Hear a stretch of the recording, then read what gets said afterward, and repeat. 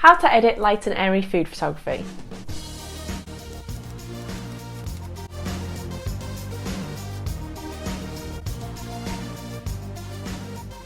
What's up YouTube, and welcome back to my channel. On here we talk about everything to do with photography, so if that interests you, click subscribe. In this video I'm going to go through and show you exactly how I edit my light and airy food photography. So I do a nice mixture of different styles. I do a lot of dark and moody and a lot of light and airy, and this is important if you are a freelancer. So it's nice to have all the tricks under your belt. This editing session, I'm going to use a photo taken from last week's light and airy behind the scenes shoot. Quick clip of this image being taken here.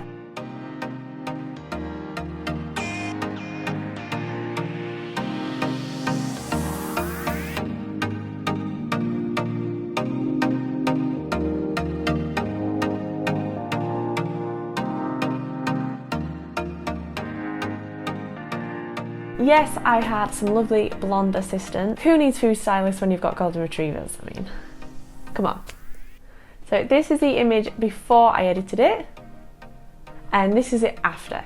So I'm going to show you exactly what I did to create this look. So let's go and grab a drink and we'll get into Lightroom. So here's our image that we're going to turn into a light and airy feeling. It's already looking pretty white. I think I got it quite light and airy in camera, which is always a good starting point. I'm going to show you a few tricks and a few ways that I increase the light and airy feel in my food photography.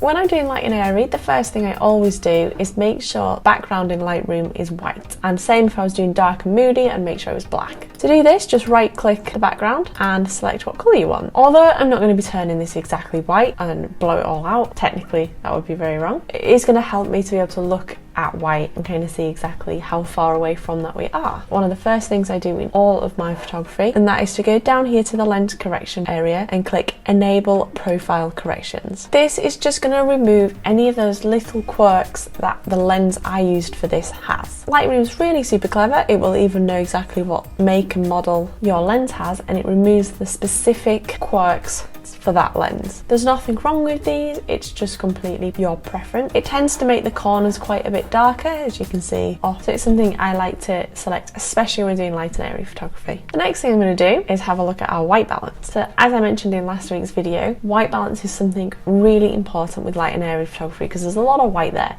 so we don't want any of it to be slightly off. I think this is shot pretty good. Always nice to just see if you tweak it either side, is it going to look better or worse? I think it was pretty good as it is.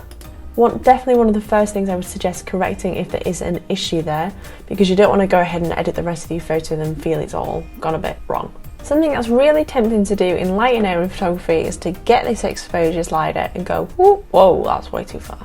Go, whoa, light and airy. If we increase the exposure, it's just going to take all of the light areas and all of the dark areas and increase them all or decrease them all at exactly the same rate. And it's much better if we go in and manually increase the whites as much as we want and the dark areas as much as we want. Same with the contrast.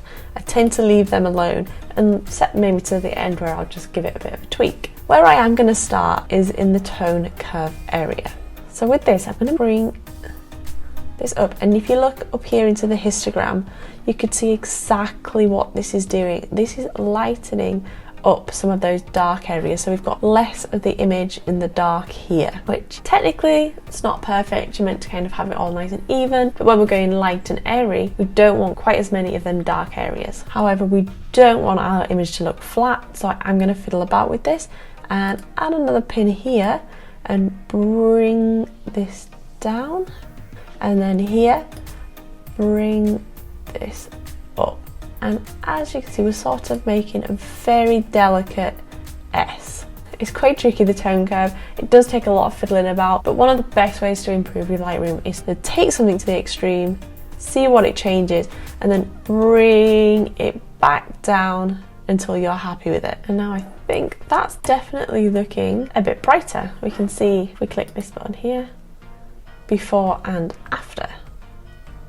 So already there, that has made a massive difference, but we're not done yet. Now we're going to go back up here into the tone area. I'm going to increase the shadows. It's going to take that dark area and just add a bit more light into it. We don't want to go overboard on this because we don't want our image looking flat and shadowless. But then with the blacks, what I'm going to do is bring that down slightly. And the whites, I'm going to go right up So this is just taking all of the white areas in the image and it's just going to add a lot of light into those specific areas. So you can see on our histogram we've got a lot of the image in the light area and the rest is kind of very medium. So what we can do is to check if we've got any areas that are blown out is we can press J on your keyboard and this is going to show you.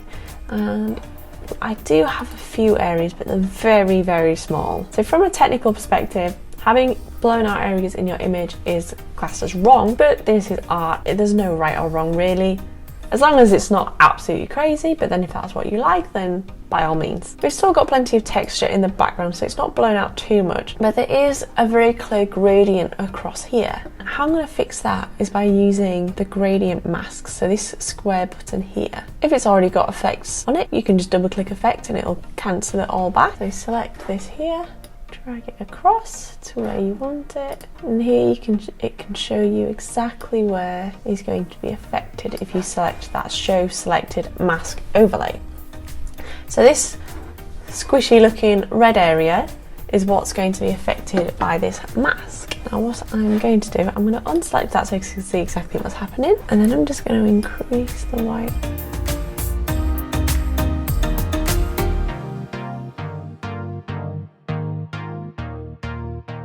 And if we just go back to the history panel, we can see before, after.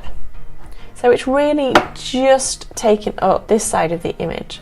And I'm gonna say that's a bit too far, to be honest. I'm gonna take it just to make sure we've still got some texture in the background. I don't want to lose all of that texture from the background.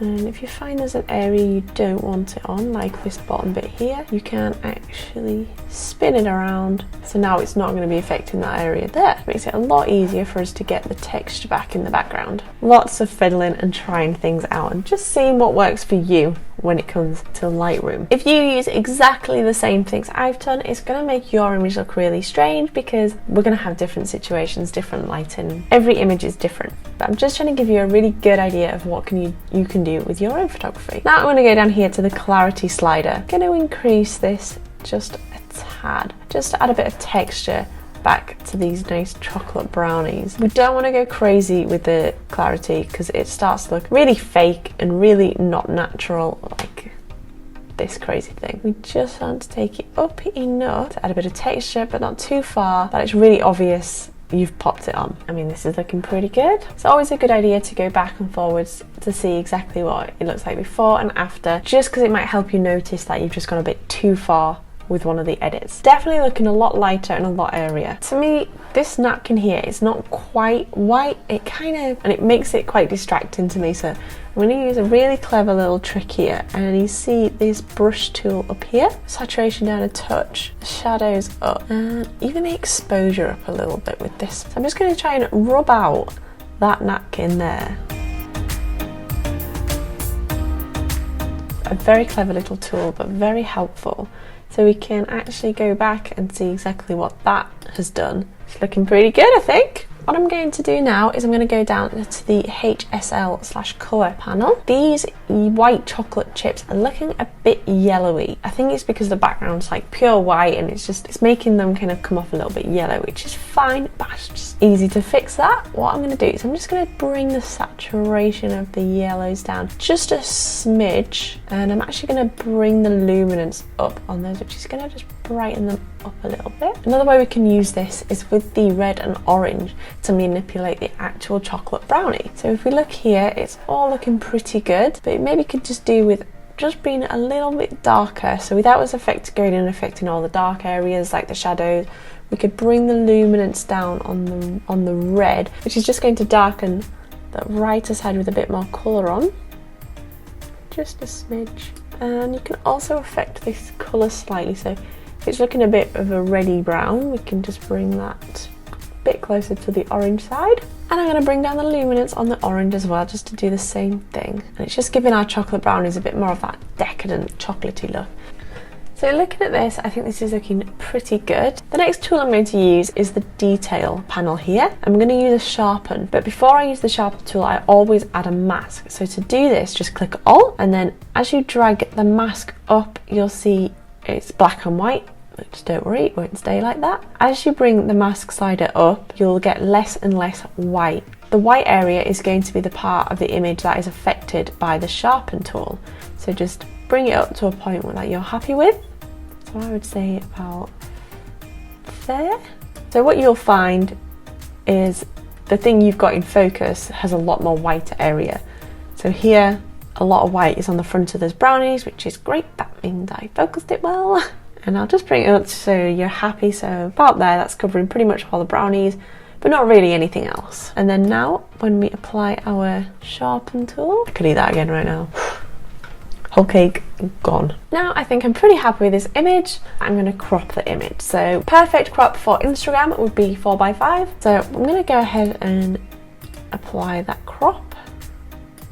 Perfect, perfect. So this image works really well as a 4:5 or as short as a 4:6. But as Instagram really tends to like those 4:5s, and this is going to be going up on Instagram. Now this chocolate cake is looking tasty and delicious and definitely light and airy. I think we've succeeded with the light, as you can see, and the nice airy feel with everything slightly out of focus. If we look at J, we've not blown out anything too far, and that's it done. It's looking really good, really tasty. I would definitely want another slice of that now if I hadn't already eaten the whole cake. Now it's just time to export it and enjoy your image. And that is how I edit my light and airy food photos. If you are thinking about creating some of these yourself and you do want to edit, just remember to always shoot in RAW, because you're going to have a lot more information coming from your camera to be able to play around with in Lightroom. Well, I hope this video is helpful, guys. If you do go ahead and create any light and airy images yourself, I'd love to see what you make. So give me a quick tag on Instagram, and I'll see you in the next video. Bye, guys.